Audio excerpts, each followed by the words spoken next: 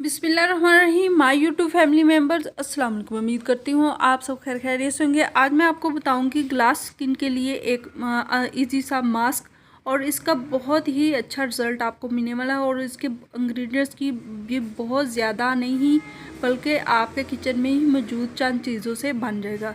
तो इससे पहले कि मैं वीडियो में आगे बढ़ूँ, जल्दी से मेरे चैनल को लाइक कर दें। चैनल पर अगर नए आए हैं तो सब्सक्राइब भी ज़रूर कर दें, और अगर आपको ये टिप पसंद आए तो दूसरों के साथ इसे शेयर भी ज़रूर कर दें।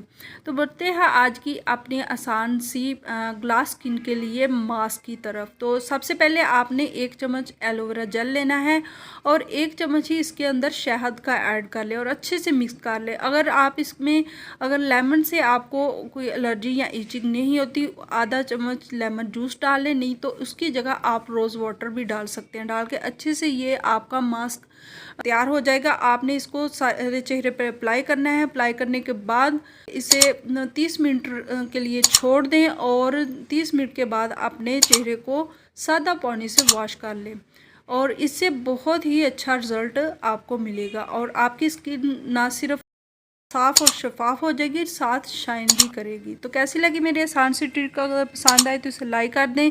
चैनल पर अगर नए आए हैं तो सब्सक्राइब कर दें, और ये छोटी सी इजी सी टिप दूसरों के साथ शेयर करना भी मत भूलिएगा। Thanks for watching.